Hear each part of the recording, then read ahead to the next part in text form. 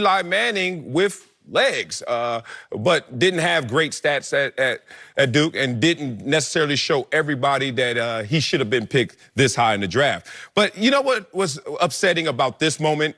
You know, the post-draft reaction? Avengers is out, breaking every record, damn it, right? Imagine somebody walk up to you, you watching Avengers, and 10 minutes into it, they're like, hey, tell me what you think of this movie, review it. You're like, can I finish watching it? No. What do you think right now? We are literally walking up to the New York Giants at Gettleman saying, and to everyone who watches sports and football, what do you think of him right now? What do you think of Jones? Let it play out. I'm with you, Whitlock. I got enough patience to see this. See, that's the difference between you and me. I can look at a movie poster and tell you exactly what kind of movie it is. I can look, no, that ain't no good. That's going to be a terrible movie. So that's the difference. Here's the deal with Gettleman. I'm 100% with you. I have no idea. If Daniel Jones may have the highest ceiling in this draft, I have no idea. Here's the deal, though. If you love the dude, if you think the dude's generational, if you think he's going to be the next Eli Manning, only athletic, then double down on the damn thing and say, man, did you marry the kid or you just want to date him? Because you drafted him, you're married to him. Don't say, hey, we knew, we had intel that 2 other teams liked him and we were afraid he wouldn't get by 17. No, I took him at 6 because he's damn good and he's had the highest ceiling in this draft. End of story. Quit asking me questions about him. That's Dave Gettleman's problem. Don't try to satisfy everybody. You're talking about there is no civil discourse, right?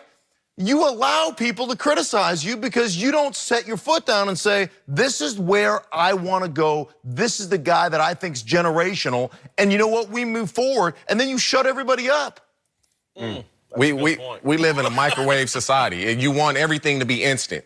And so you look what he says, and he says, the bottom line is I have confidence in what I do and who I am. If that was true, he wouldn't be explaining why he picked that. Right. It's as simple as that. If you say, I have confidence in what I do and who I am, exactly what you just said.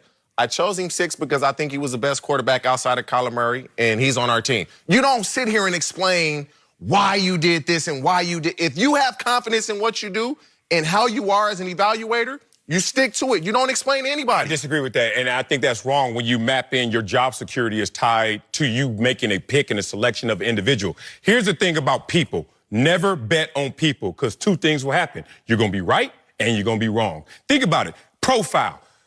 Kid in the hood. Statistic, oh, he ain't going to make it. Guess what? You're right. And guess what? Say that again about a different kid with the same profile. He ain't going to make it. That dude turned out to be a CEO of a company. Then you're like, so you never know. We just had conversations about there are no surefire picks when you look at it in terms of that. So why would you do that? When you're talking NFL draft, it's easy for me to pick the guy that everybody thinks is good because if he's a bust, we all thought he was the best. Yeah. So I can cover my butt that way and say, oh, we all thought Kyler Murray was the #1 quarterback. So if he's a bust with the Cardinals, so be it. Everybody thought he was the best. Nobody thought Daniel Jones was the 2nd best quarterback. Nobody. And that's why except for him. That's why he won't go in, like you guys said, with full confidence. And that's the thing. If he is a bust, he needs to be held accountable for this. He's a quarterback. No. Marcellus, I'll say this. What they're arguing, which I agree with, and I tend to still side on us. I think the criticism's overblown. But as coaches tell you all the time as defensive players, oh, I can live with a mistake, an aggressive one. Don't give me some half-hearted, This is, if he's making a mistake, I would prefer for it to be ultra-aggressive. I believe in this quarterback. This is why I made this None of you guys will ever be the agent of a coach or general manager because that's not professionalism at his job, at his level. Professionalism at his level is risk averse. That means make the selection, actions speak louder than words, and then keep it close to the vest, everything else. Because when we write this story, whether it's a good story or bad story, we're going to marry you to this. So he's trying to say, look, marry me to the pick. And if he blows up, that's what I picked. And if you marry me to the pick and he doesn't and he fails, guess what? well, you know what? I made it a choice. It was a risky choice. It didn't work out, but we're going to recover.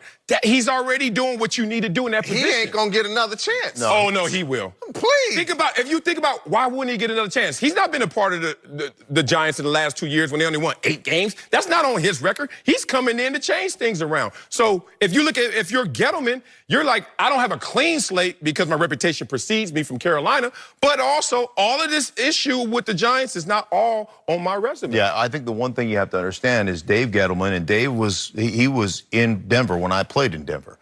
Dave is a build the team from the inside out. That's his philosophy. He departed from his philosophy. If you're going to depart from your philosophy, you say, I departed from my philosophy because I found a generational player.